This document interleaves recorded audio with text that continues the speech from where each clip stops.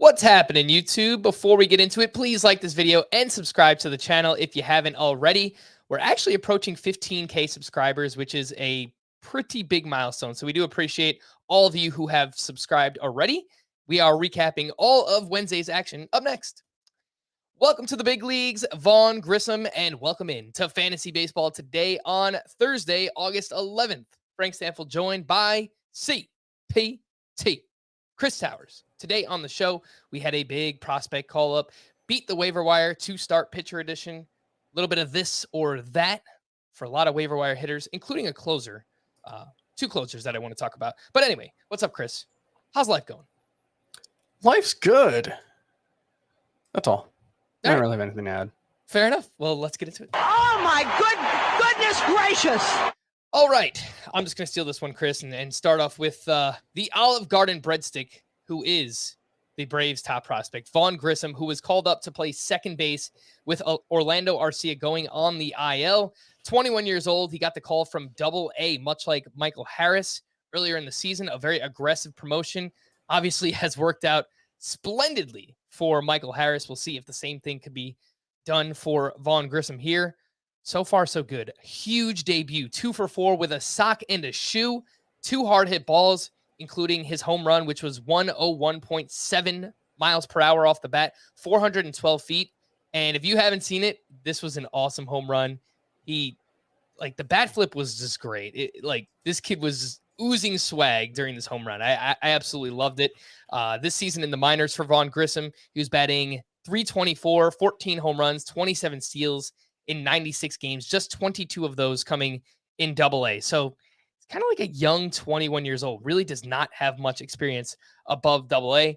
He's 17% roster, Chris, and my initial reaction would be, okay, very excited to add this kid, especially after this debut. He looks awesome. The problem is that Ozzie Albies could be back by the end of the month. So how are you handling this whole Vaughn Grissom situation? To a certain extent, I want to just say life finds a way. And, when a team is in a playoff hunt and, they get a spark from a guy, maybe that is enough to leave them in the majors. I don't know if Michael Harris was necessarily guaranteed to stick in the majors, but he played so well that it, kind of forced them to keep him up. And it's possible that Grissom does the same thing. He's got a very contact-oriented approach. He's got 135 strikeouts in 227 games in the minors, only 54 this season in 96 games, 54 in 87 games. The previous season and this year, he's started to develop some power. 14 homers in those 96 games, 899 OPS overall. The hit tool is considered the stronger skill. The power is, considered, I think, more average. He kind of a little bit sounds like he's not a switch hitter, but a little bit like Ozzie Albies. He is like maybe 6 inches taller than Ozzie Albies. He's 6'3", but the kind of good hit tool, fringy-ish over the fence power that he can get the most out of because of the hit tool.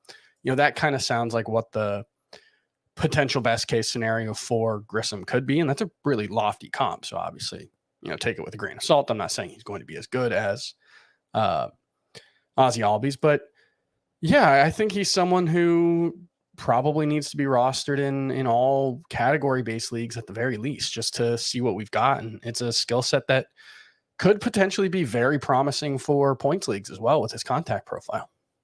Yeah, I just looked up his minor league profile to see if he played any games in the outfield in his minor league career, and he hasn't. It's just been the infield, second base, third base, and shortstop for Vaughn Grissom. So I hear you, Chris. I mean, usually these things find a way of working themselves out. I'm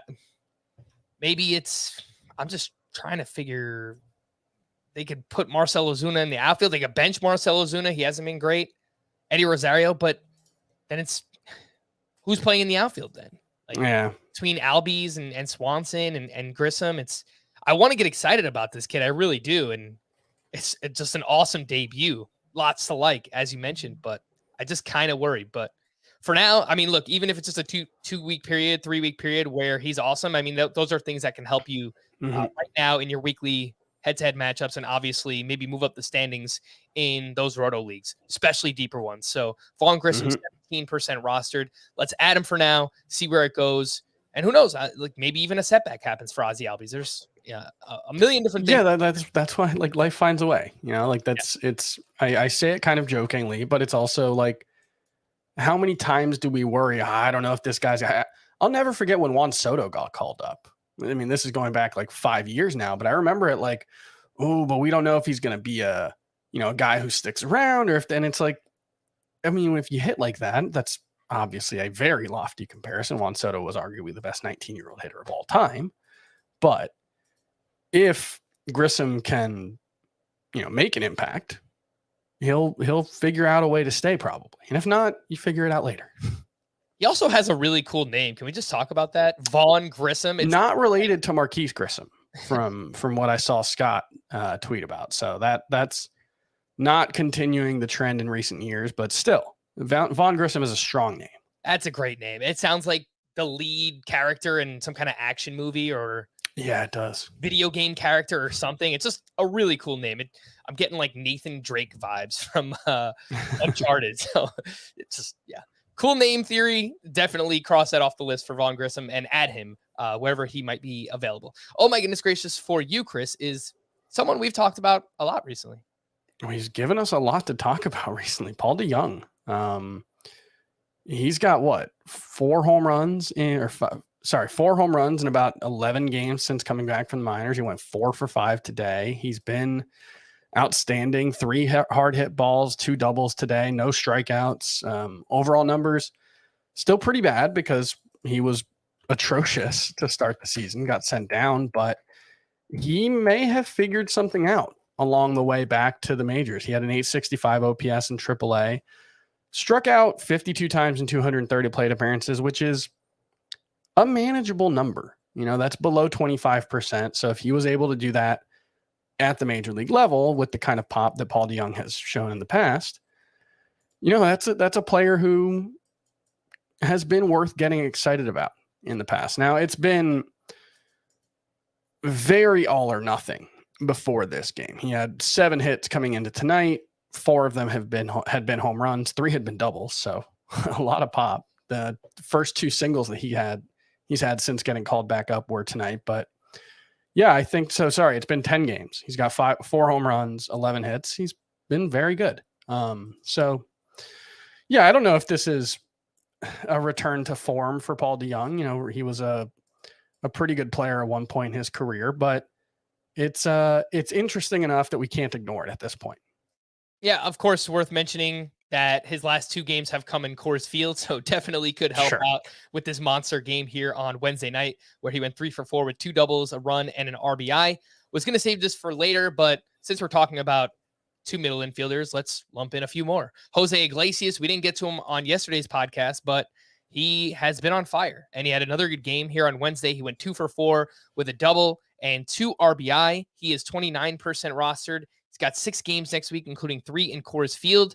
Iglesias's last 30 games, he's batting .377 with 2 homers, 21 runs, and 22 RBIs. So not much power, but the counting stats for runs and RBI are ridiculous right now for Jose Iglesias. The other one is Luis Rengifo, who I brought up a lot recently. I just don't know that we're giving him enough credit. He went 1 for 5 with his 7th home run. It was a 3-run shot. He's batting 3rd for the Angels lineup, which frankly is not a great lineup right now, but 20 games in the second half of the season so far.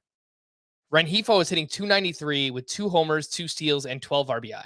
He's 20% rostered. So, Chris, how are you ranking these 4? Grissom, DeJong, Jose Iglesias, and Luis Rengifo. It would be Grissom, DeJong, Iglesias, Rengifo. Rengifo, just the quality of contact metrics are still so mediocre. He's got a 333 expected WOBA on contact, 290 expected WOBA. So even his 314 WOBA is actually outperforming his expected stats right now. So I just have a hard time getting too excited about that. Iglesias is having a weird year because your initial reaction is, oh, well, he's playing half his games at Coors Field, so you can just ignore it when he's not at home. But he's actually been, let me double check this because this was what I saw yesterday and just make sure that I saw the right. Yeah. He's hitting 358 with an 850 OPS on the road. Those are the numbers you would think like, okay, if he was doing a course field, that makes sense. He's a contact oriented guy who could hit some line drives. That he's doing that on the road. He's actually been pretty Jose Iglesias-y at course field, 272, 695 OPS at home. So I don't really know what to make of that. It makes me think that it's pretty fluky. And since, he's not a base stealer and he doesn't hit over the fence power, that there's not really much reason to get excited, even during a hot streak. All right. So head and shoulders above the rest, we've got Vaughn Grissom and Paul DeJong as the two that we are actually excited about if you need a middle infielder moving forward. Let's move over to some pitching, and I've got Beat the Waiver Wire 2-star pitcher edition. Hopefully I'm not stealing the thunder of Scott for tomorrow, because obviously this is his thing. He does the pitching and the hitting planners and all the sleepers for the following week. But at the same time, he's also much more accurate in terms of planning the 2-star pitchers. So this will be updated by tomorrow. But as of now, these are kind of the names that are projected for next week to have 2 starts. Jeffrey Springs had a solid start at the Brewers. He went 5 innings, 2 runs, 8 strikeouts in this one with 16 swinging strikes. Numbers this year have been very good. However, he has gone more than 5 innings just once in 4 starts since returning from the IL. Josiah Gray, he needed a bounce back performance, and he was solid at the Cubs. 6 1/3, 2 runs, 5 strikeouts to 0 walks. He had an ERA over 7 in his previous 6 starts before this one. Johnny Cueto, just another quality start. 6 innings, 3 runs, 2 of them earned with 4 strikeouts. He has gone 6+ innings in 14 of 15 starts this season. Jose Quintana, I told you not to start him at Coors Field. I apologize because he was pretty good. 6 innings, 2 runs, 6 strikeouts there. And so far, so good with the Cardinals since coming over there with him. He's 58% rostered. And then Justin Steele, a quality start up against the Nationals. 6 innings, 2 runs, 9 strikeouts to 0 walks. He's quietly been very good, Justin Steele. 3.63 ERA. All the FIP, XFIP kind of lines up with it. Over a strikeout per inning for him. He is 30% rostered. He's got the Brewers and the Nationals next week. And he's SPARP eligible. So, all right, Chris. Lots of names here. Who are, let's say, your top 3 of this group? Steele, Quintana, Cueto, Josiah Gray, and Jeffrey Springs. Steele might be my favorite among this group. And part of that is he's got good matchups next week. If he makes those 2 starts versus Milwaukee at Washington, obviously Washington team he had a very good start against today, 16 swings and misses, 9 strikeouts. I think he's someone that I absolutely want to start, especially with SPARP eligibility, any points league or any league where that matters. That's a big deal. Kind of like Jose Quintana next. I've been skeptical for most of the season, but the underlying numbers largely support what he's done. And again, great matchups versus Colorado at Arizona. That's 2, great matchup versus Colorado, great place to pitch at Arizona. So I like that one. And then I don't love any of the other 3 because of their matchups for the 2-start week. But in a points league, I think I would go with Cueto with the edge over Springs. Springs is SPARP eligible, right? Yes.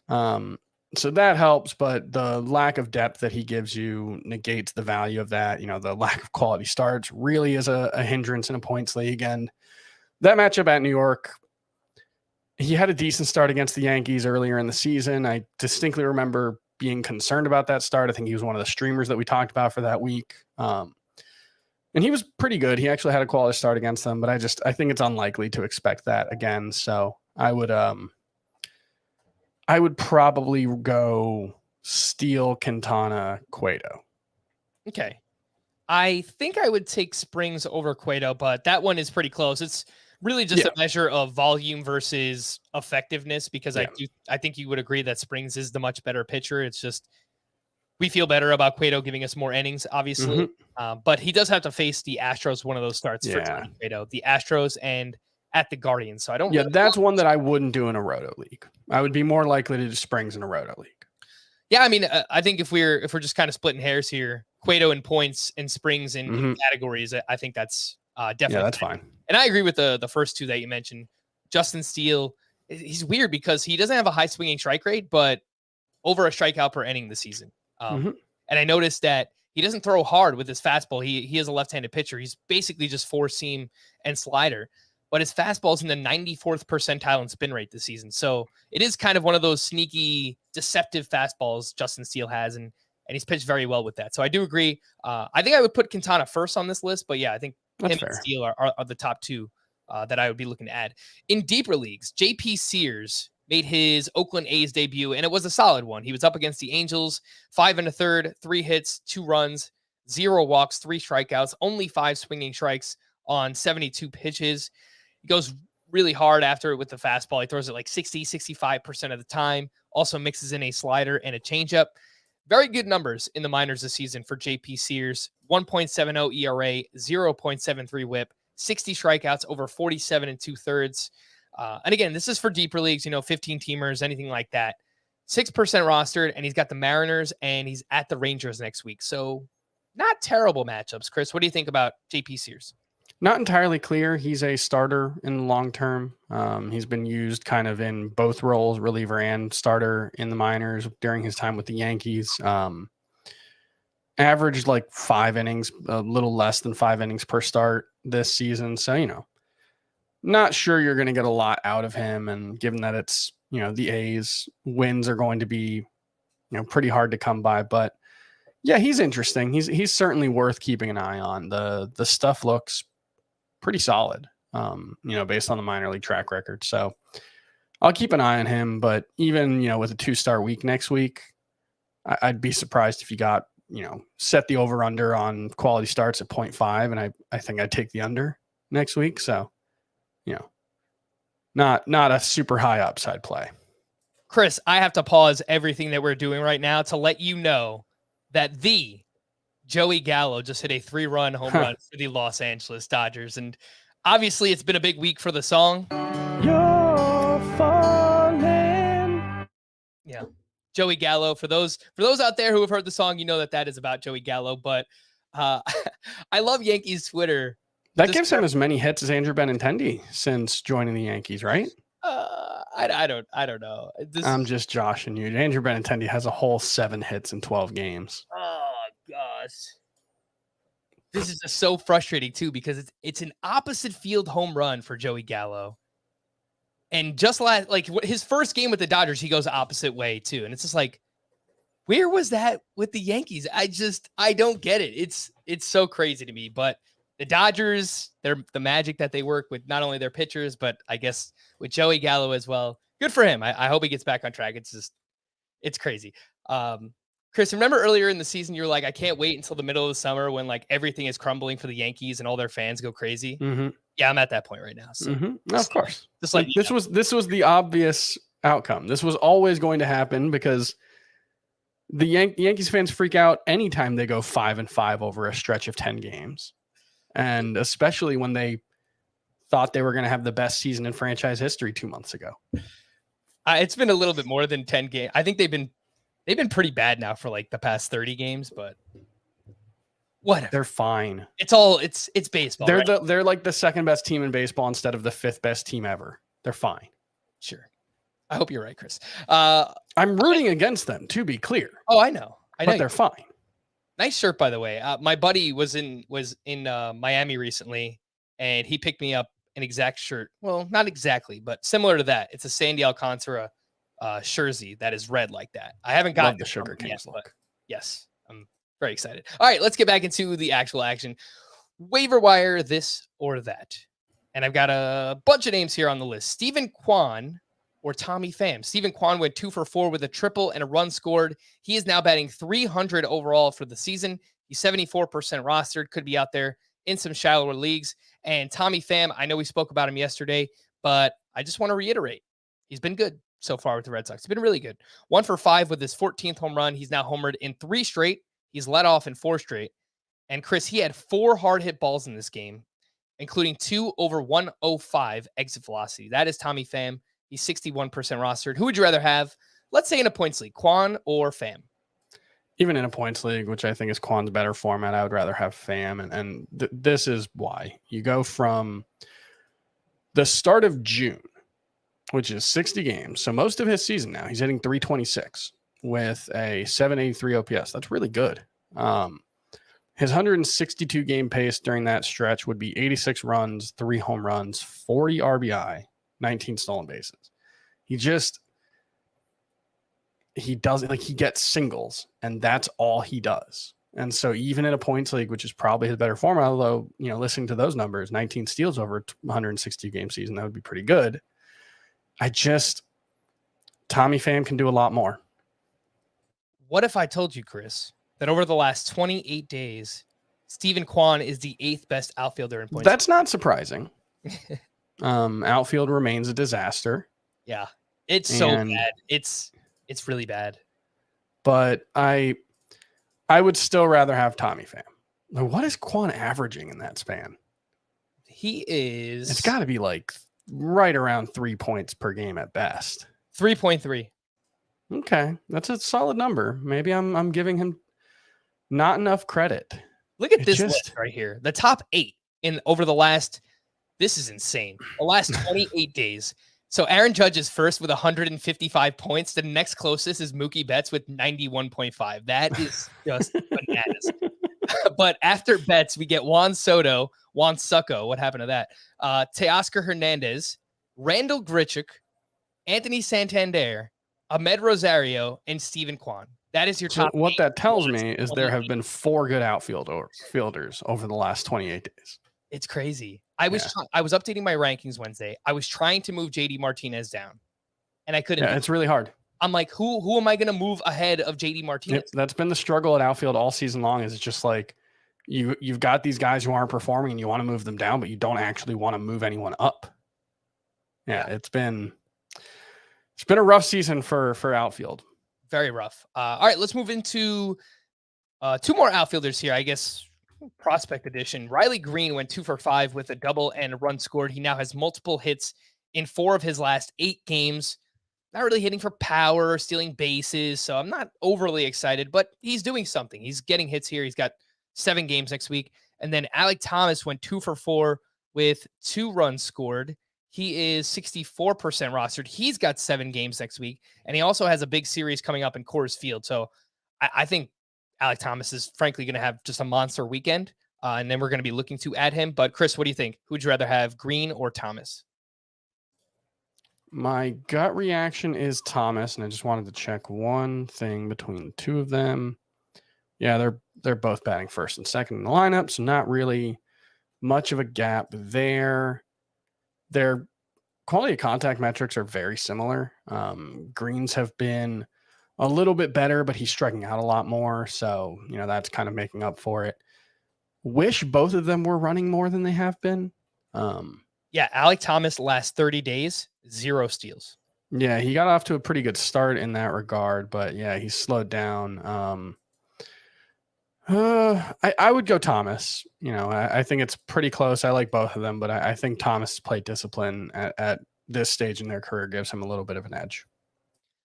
Yeah, I will point out with both, I dropped them outside of my top 50 outfielders. They really have not done much over the past month or so. Yeah. But once you get into those 5 outfielder leagues, obviously I still think long-term they have a lot of upside. And Thomas, for the reasons I mentioned, I think he's about to have a big weekend. So this is almost like a preemptive ad before other people do it with him.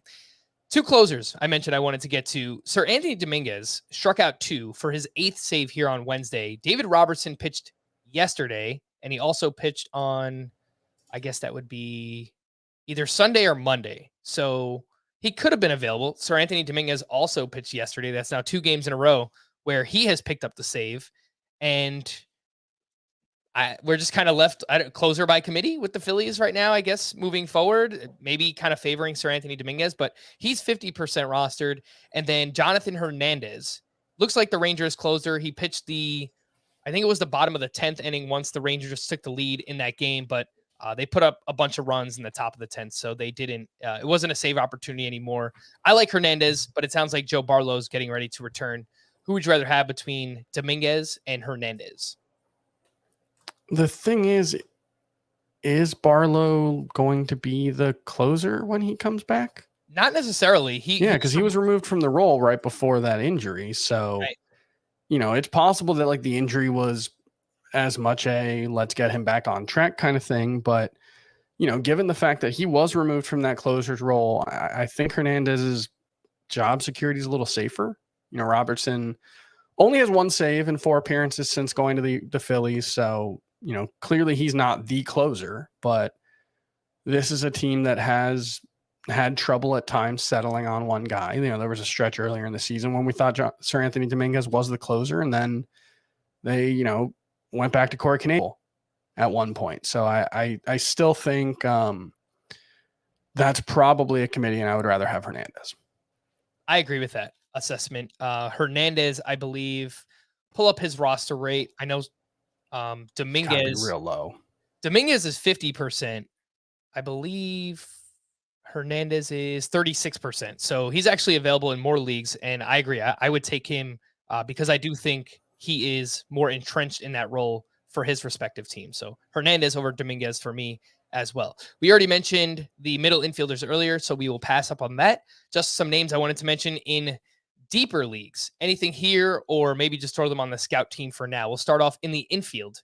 Daniel Vogelbach went 2 for 5 with a double and 3 RBI. He now has 4 multi-hit games in his last 7, and in 15 games with the Mets, Daniel Vogelbach is hitting .341 with 2 homers and 10 RBI. Somebody let me know that he now walks out to the song Milkshake when he walks out. Phenomenal. So that is just, yes. Just embracing being a big, beefy baseball boy is a big, beefy baseball boy in the city. You got to love it. You got to love it. Dan Vogelbach is 19% rostered. A gentleman named Joey Meneses has homered in 3 straight for the Nationals. He is a 30-year-old, but was playing well in the minors this year. 286 batting average, 20 home runs. And then Charles LeBlanc. Chris, what can you tell me about Charles LeBlanc? He plays for the Marlins. He went 2 for 4 with an RBI. He has played 10 games with them so far. He's batting .429 with 1 homer and 1 steal. So deeper leagues, what do you think of these 3? Vogelbach, Meneses, and LeBlanc. I'll make the same joke I made on Twitter that the Marlins have somebody wearing the number 83 batting cleanup for them right now, which means we are getting spring training started early, I guess, for them. I don't know. There doesn't seem to be anything there with Charles LeBlanc. His quality of contact metrics in the majors are pretty middling, despite the fact that his overall production has been pretty good. So I assume there's not much there. Keep an eye on him, I guess. Late season stuff like Patrick Wisdom last season, that and Tommy 2 hits or Frankie 2 hits, that can happen. So I don't want to say there's nothing there, but my guess is there's nothing there. It'd be the same thing with Meneses. I want to say Manassas, but that's a Civil War battlefield. And Vogelbach has started 13 of 16 games since getting to the Mets. So, it's not a part-time role, at least not a fully part-time role. I don't know how many times they've faced a lefty. I would think that's probably going to be one of the determining factors in whether he plays most days, but he's the most interesting of this group, for sure. And he's the most rostered of them as well. And I think 19% rostered is probably, maybe a little low. Maybe there's some 15-team leagues where you can add him, but I don't think it's a high priority. Speaking of Vogelbach and the Mets, they have 8 games next week, and it looks like as of now, just 1 lefty on the schedule. So yeah, so that could be useful as a streamer, a sleeper hitter. I would be surprised if he wasn't on Scott's list next week. I was watching the Marlins game earlier, and they had a really cool nickname for Charles LeBlanc, and I can't remember it. But I feel like you're really good at finding stuff like this, Chris. I tried to do a Twitter search. I couldn't find it. They call him Joey? It was like Chucky something for Charles LeBlanc. I can't remember what it was, but yeah, maybe he's this year's Frankie 2 hits. We'll go with like Chucky 2 hits or something like that. Yeah, it might be. You look at the minor league track record, it might be more of a Patrick Wisdom situation because he strikes out a ton. But yeah, we'll see. All right, some outfielders in deeper leagues. Tyler Naquin went 2 for 4 with his 10th home run. And like Vogelbach, since joining the Mets, he is hot. 367 batting average, 3 home runs in 10 games. Looks like he's playing every other day as of now. He's 20% rostered. Sam Haggerty went 1 for 3 with his 4th home run. And over his last 8 games, he's hitting .423 with 2 homers. Just don't know where he's going to play once Julio and Jesse Winker are both healthy again. And then JJ Bleday, he was scuffling, but now 2 solid games in a row. He hit his second home run on Tuesday, and then he went 3 for 3 with a walk on Wednesday. Not sure that you need to add him, but maybe just pay attention to it. Chris, what do you think about these 3? Bleday, Haggerty, and Naquin?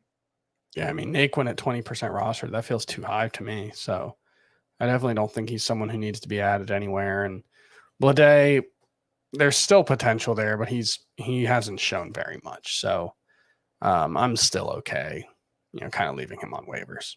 All right. Before we hit the break, just want to let everyone know we're about 200 YouTube subscribers away from 15,000, which is a huge accomplishment. It's a great milestone. We thank everybody who has already subscribed to the channel and continues to support the podcast. But for anyone out there who's listening who hasn't subscribed, feel free, tap the notification bell so you can watch us whenever we go live. Just one button.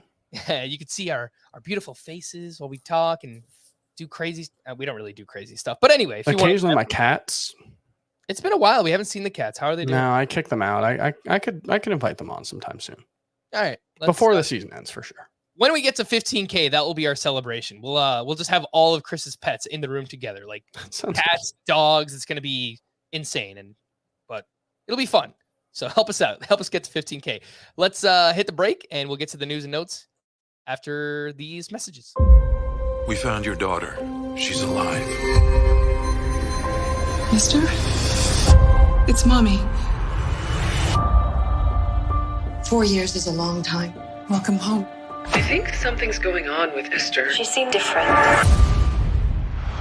Since she got back, there's constant lying. There's outbursts of anger.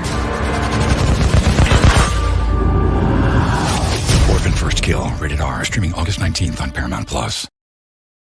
The news and notes. Fernando Tatis had a big game at AA on Tuesday.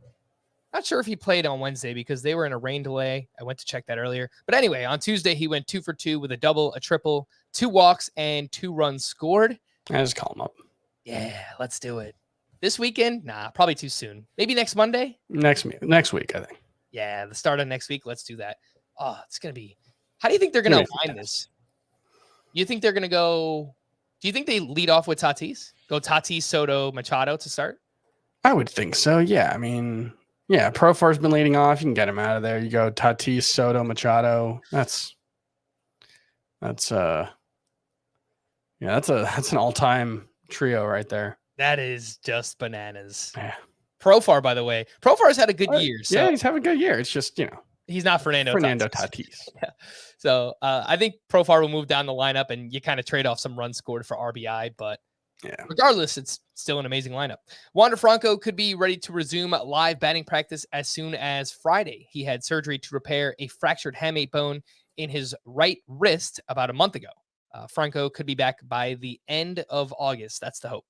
Dustin May will make one more rehab start on Sunday before rejoining the Dodgers rotation next week.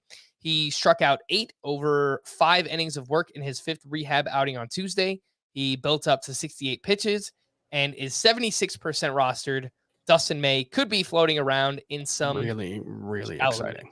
Yeah. You definitely need to add him wherever he might. Remember, he was a guy who in 2020 was in their rotation at a 2.57 ERA, despite only 7.1 K per 9. He wasn't a strikeout guy. Came out in 2021, only made 5 starts, but he had 35 strikeouts in 23 innings. He's got ridiculous stuff. He's got this sinker that moves like, he looks like Brewster Gratterall from their bullpen. He looks like that, except he's a starter. But he was starting to get swings and misses with his breaking balls as well. And he's continued that on this minor league rehab assignment. 26 strikeouts and 16 innings in the minors. I'm very, very excited. Dustin May has top 30 starting pitcher potential. Yeah, I guess it just comes down to how cautious they're going to be with his workload right out of the gate. But, maybe 1 or 2 starts, gets those under his belt. Then they start to let him go 85, 90 pitches. And if they do that, I think he could be really good for fantasy purposes. Speaking of the Dodgers, Ryan Pepiot was recalled to start on Wednesday night. He went 4 1/3. He gave up 4 runs, 4 strikeouts to 3 walks. But I imagine that maybe he'll make one more start this weekend, but he'll probably be sent down once Dustin May is ready to join the rotation. Lance McCullers will make his season debut on Saturday against the Oakland A's. And in 4 rehab starts, he had a 6.75 ERA and a 1.73 whip. I believe Scott mentioned he read somewhere that the velocity has been a little bit down for McCullers as well. So he's 81% rostered. That's more than Dustin May. I'm assuming that we like Dustin May more than Lance McCullers, Chris.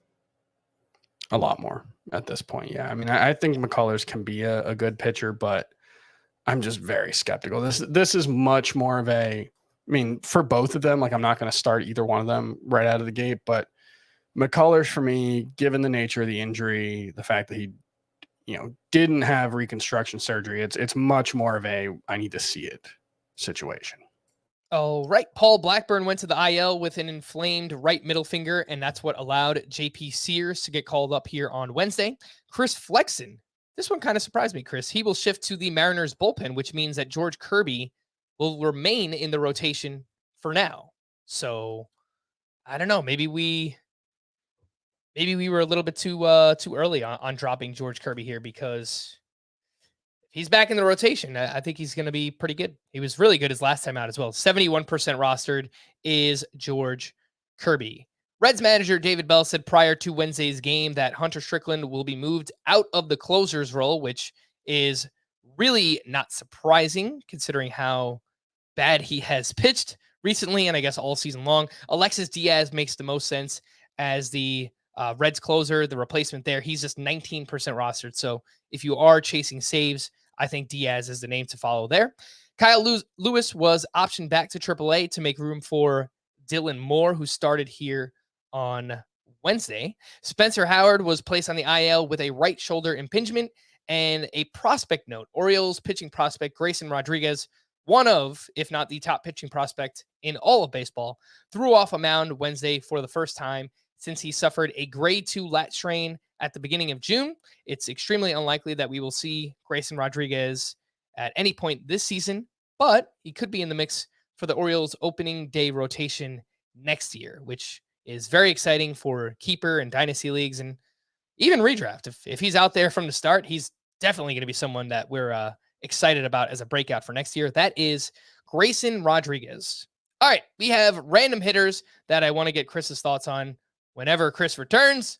But in the meantime, I will introduce some of these players. Joey Votto went 2 for 3 with a double, a run, and an RBI. And post All-Star break, Joey Votto is hitting .231 with 5 homers and an .844 OPS. He is hitting the ball hard. He's got a 12% barrel rate during that time.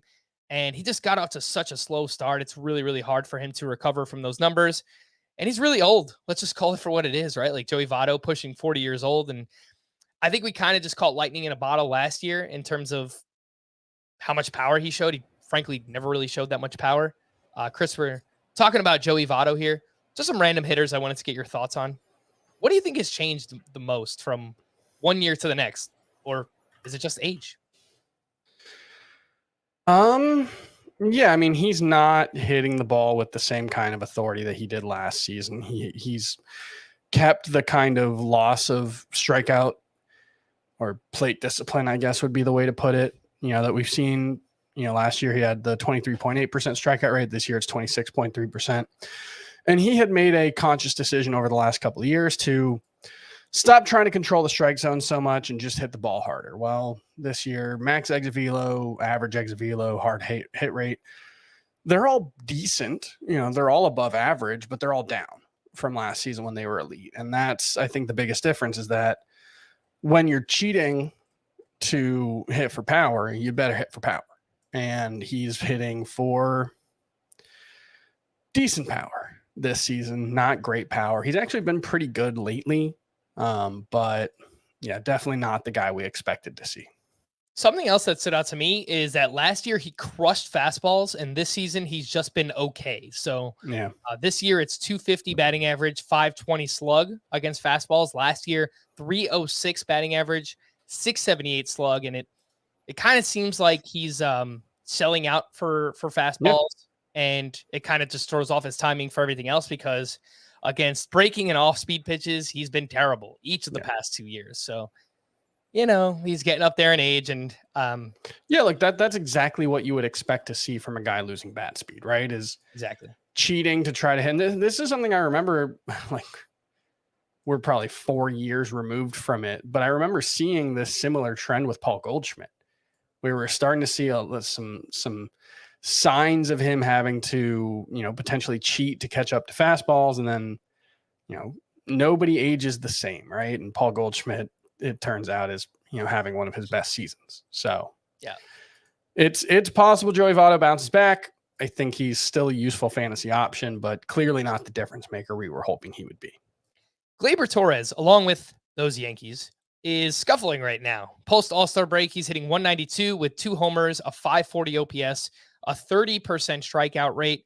His fly ball rate is also over 50%, so might be trying to sell out a little bit too much for the power. And he is still 96% rostered. Chris, how are you handling Gleyber Torres? Do you think he's droppable anywhere? Your 12-team points leagues, sure, he's not a must-roster player, but I think he's still probably in the corner infield discussion. That there have been middle infield. Middle infield, yeah.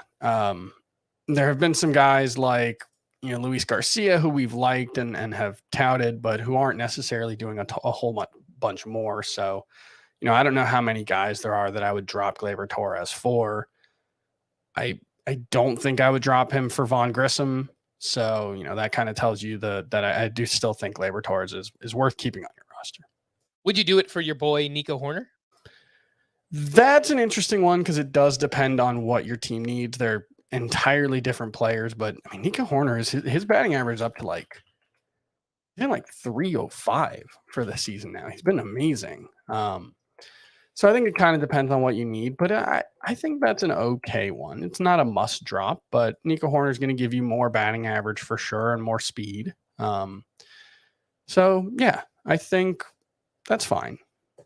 Nico Horner now exactly at 300 for the season with 7 homers, 12 steals, and an 11% strikeout rate. He makes a ton of contact. Yordan Alvarez went 1 for 5 with his 31st home run. Chris, did you see this homer? I did not. Please go to my Twitter right now and watch it because it was 114.6 miles per hour off the bat, which tied a season high. This thing was a missile, a rocket, whatever you want to call it. It was out in like 4 seconds. Insane home run. But I did want to point out that since returning from injury, Alvarez has been dealing with this hand injury off and on for like the past month, maybe month and a half. Since returning, he's batting just 250 during that time. I noticed his walk rate is also 20%. So it seems like pitchers are really, really being cautious with Yordan Alvarez. He's still hitting the ball really hard during that time, 95 mile per hour average exit velocity. But he's been unlucky in terms of BABIP as well, just 268. So what do you think? There's no, we're not dropping or trading Alvarez, but have you lowered expectations just based on maybe him playing through this hand injury? I don't really think so. It's possible that the hand injury is limiting him somewhat, but you would think that we would see that in the strikeout rate or the whiff rate or the average exit velocity, none of which have really gone down. He averaged 95.5 miles per hour in average exit velocity in the month of July with 7 home runs, 286 batting average. August, small sample size. He was only hitting 148 entering this game. 299 expected batting average, 96.4 mile per hour average exit velocity. So I don't really see much that's materially impacting his game, but obviously it's entirely possible that there's something there with the hand injury. You would think we would see it more than just in the batting average. Would you, I'm asking for a friend, trade Sandy Alcantara for Yordan Alvarez? Points league? Roto, 15 team. I would rather have Alvarez, but that's close. Okay. Someone may or may not have offered me that for Sandy Alcantara. That's a tough one, but I still think Alvarez is the guy to have there. It's tough because in that league, I need offense and been great in pitching. I've got Sandy, I've got Shane McClanahan on that team, but I'd much rather trade McClanahan. Yeah, you'd rather trade McClanahan. Try that one. I emailed the person back, but I don't think it's going to happen. we talk about this. Smart people realize what you're trying to do, right? Like, Right. Shane They McClanahan- know McClanahan's had a couple stinkers in a row. Yeah, they're aware. Yeah, they know. MJ Melendez is hot right now. He went 3 for 4 with his 14th home run, 3 hard hit balls, including one that was 109.4 miles per hour off the bat. His last 30 games, Melendez is hitting 268 with 8 home runs, 22 RBI, average exit velocity around 92 miles per hour. He's up to 77% rostered.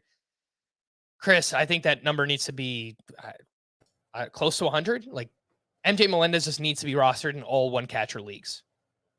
I think so. Yeah, I mean he's playing every day. He's batting leadoff for them. He's been awesome this season. I did want to check to make sure he has played enough to get catcher eligibility for next season. He's actually a couple games away from outfield eligibility for next season, which I don't think you would necessarily use him there. Although if he's playing every day in the outfield next season, you know, you'd still rather use him at catcher.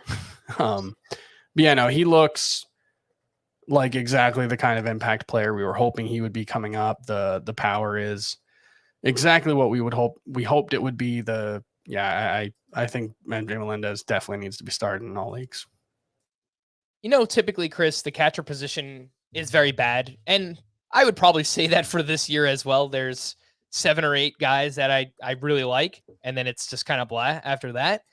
But I think we're about to go through a kind of last words. Yeah, you're probably right. I just jinxed the position for like the next decade. But I was thinking the same thing with Alejandro Kirk and we're in good hands right now. We've got Kirk, we've got Rutschman, we've got Melendez, and we have all these catcher prospects coming: Francisco Alvarez and Gabriel Moreno and Henry Davis with the Pirates and Tyler Soderstrom. I think he's probably going to move off the position, but there's a lot of really interesting young catchers coming, and I think the position is going to be pretty good. But you're right, for sure. Probably. No, I had the same thought. I don't want to actually put it out there and jinx it, you know. I get it. Max Muncy, last one I wanted to mention here. He hit his 13th home run, and over his last 14 games, he is hitting 294 with 4 homers, 94.6 mile per hour average exit velocity, a 23% barrel rate. And I believe this was a YouTube comment on one of our videos. Somebody kind of speculated that Miguel Vargas was called up to light a fire under Max Muncy. And I don't know how much you could buy into these things, but maybe it actually did, because this stretch started like, you know, a week and a half before Vargas was actually called up, right? So I don't know how much there is to that. I mean, look, maybe I don't know, but I know Scott was going to mention him yesterday. I don't think he ended up getting to it, but the average exit velocity, quality of contact metrics have all been much better over the last 14 games. It's an arbitrary sample size, but when you're talking about a player like Max Muncy, who has shown so little to be excited about this season, we'll take any arbitrary sample sizes we can get. And yeah, this, definitely enough that if you were dropping him, consider not dropping him. Yeah, I agree. I think I saw that he actually left the game here on Wednesday. Took a pretty hard ground ball, like off of his chest or shoulder area. So hopefully he's all right. But yeah, he's been playing really well lately. That is Max Muncy. What to do with Sean Manaea? Just kind of jump back over to pitching here, Chris. Another subpar outing here against the Giants. He went 5 innings. He gave up 4 runs. 3 of those were earned. 11 swinging strikes on 79 pitches. Interestingly, he gave up the 6 hits and 4 runs. Only 1 hard hit allowed with a 333 BABIP against. So maybe a little bit unlucky here in this one. I noticed his slider velocity was up 2.4 miles per hour, and he threw his sinker a lot less in this start, less than 50%. He threw more changeups, and he threw his slider more. His slider is a really good pitch. I never understand why he just doesn't throw it more. I'm sure there's something else that goes into it that I don't understand, like sequencing or just any old like pitching. He's a lefty. Yeah, but his sinker is just so mediocre. Like, it does get whiffs, which is weird for a sinker, but it gets hit pretty hard, and his slider's good, so I just don't understand why he doesn't throw it more. Anyway, his last 7 starts, he's got an ERA hovering around 7. He's giving up a lot of hard contact. It's been brutal. The overall ERA is pushing 5 right now for Sean Manaea. I was going to ask, do we drop him? But then I realized his 2 starts next week are against the Nationals and the Marlins. So no, yeah, you start him. I think we've got to hold on for at least one more week. Throw him in your lineups, and hope for the best. He kind of has, and this is not just because he's a lefty, although these two other pitchers I'm going to comp him to are also lefties. But he's got some Andrew Heaney, Steven Matz in him, in that, he is a sinker baller primarily, but he tends to throw his sinker up in the zone, which is something that Heaney, especially in his time with the Angels, did, and allowed him to get decent whiff rates with it. It also just made it so that when he didn't get whiffs, the pitch tended to get hit hard. And like you said, the slider historically has been a pretty good pitch for him. It's just, it's been, especially this year, actually, this is a big change, is he's throwing the slider very rarely to right-handed batters. Last season, he actually threw more sliders to righties than he did lefties. This year, he's thrown almost more than twice as many sliders to lefties than righties. So, that pitch becoming more of a just platoon pitch for him, that could explain some of it, because it's been his best pitch. And, maybe the fact that he's not throwing it to righties, is a possible explanation for why Manaea's not been as good this season. That's kind of looking at it. That's kind of the biggest thing that stands out to me. The control has been weirdly off this year for him too. He's always been a great control pitcher, and this year he's well over 3 walks per 9. So that's been an issue. Hard contact. You couple those things together, and it's something that could really just snowball out of control. So I'm holding on to Sean Manaea for one more week here in shallower leagues. Start him with those great matchups. But if he does let us down one more time, I could see starting to drop Sean Manaea in some leagues. Some leftovers from Wednesday's action. The hitting leftovers. Rowdy Tellez hit a game-tying home run off Colin Poche in the 9th inning. It was Tellez's 23rd homer of the season. Brandon Drury went 2 for 5 with his 22nd home run and his second homer since joining the Padres. He should have 3, but I saw that last week he got robbed by Sam Hilliard, so sorry, Brandon Drury. Aaron Judge went 1 for 2 with 2 walks and his 45th home run. I mentioned this for Alvarez earlier, the walk rate being way up. In the month of August, Aaron Judge has a 24% walk rate. Opposing pitchers are being very cautious, and they have good reason to be. Giancarlo Stanton is hurt, and Anthony Rizzo has been in and out of the lineup, so they don't really have to pitch to Aaron Judge right now, which, why would you? Yeah. Kyle Schwarber went 3 for 4 with a double and 2 RBI. Chris, you'll be happy to know 2 more batted balls over 107 miles per hour for Kyle Schwarber in that game. Andres Jimenez went 2 for 4 with his 13th steal. Corey Seager went 3 for 5 with an RBI. His overall batting average is now up to 254, and he is batting .314 since the start of July. So I hope you bought Corey Seager when we were telling you to buy him all season long. Salvador Perez went 3 for 5 with a double and 2 RBI. He has played very well since returning from injury. Nolan Arenado went 3 for 5 with his 23rd home run. He had an awesome defensive play as well, just really showing up the Colorado Rockies, which good for you, Nolan Arenado. You love to see that. Also showing me up, which you also, many people love to see. So yeah, look, while we're on that, we're going to get things wrong, guys. We're trying to forecast baseball and fantasy baseball. As long as you get things right a little bit more than you get things wrong, then you should be pretty good at this game. But yes, it was obviously a pretty bad call. But yeah, I know Cardinals fans on Twitter want me to, self-flagellate in the streets. I'm sorry, guys. I got it wrong. I don't know what you want from me. Well, you've been talking to Paul DeYoung, so that makes up for it, Chris. Exactly. Nico Horner, who I mentioned earlier, he went 2 for 4 with his 7th home run. He's 62% rostered. He's got 7 games next week. He still could be out there in some leagues. We got an email from Craig, who was looking for a Matt Carpenter replacement in a 14-team head-to-head points league. He asked Christopher Morel, Chris Taylor, Nico Horner, Adam Frazier, Jose Iglesias. Who would you take from those 5, Chris? I think it's Horner. I do want to see Morel. I know he has been sitting against some righties lately. Yeah. But I don't know how consistent that is. He slowed down too. Yeah, I would just go with Nico Horner there. Yeah, I responded to this email and I said Nico Horner as well. So little confirmation bias. I appreciate it, Chris. Pitching standouts part 1. Justin Verlander makes it 8 straight quality starts. He was up against the Rangers, 6 innings, 3 runs, 7 strikeouts in that one. Brandon Woodruff makes it 4 straight quality starts for him. He was up against Tampa Bay, 7 innings, 3 runs, 5 strikeouts, there. In 8 games since returning, he's got a 2.43 ERA and a 14.5% swinging strike rate. And our guy, is he our guy? I don't know. Mr. Tight Pants, Robbie Ray. He had a quality start against the Yankees, 6 1/3, 2 runs, 5 walks. Don't love it. 7 strikeouts. Okay, pretty good there. His overall numbers still don't look great, but he got off to a really slow start. I think Robbie Ray is fine. Chris, what do you think about these 3? Do you have anything on Ray, Woodruff, Verlander? No, I mean, if Woodruff's not a top 10 pitcher the rest of the season, he's right on the cusp of it. He's right in that discussion. He's awesome. There was definitely some concern there for a little while, but he's healthy and he looks great.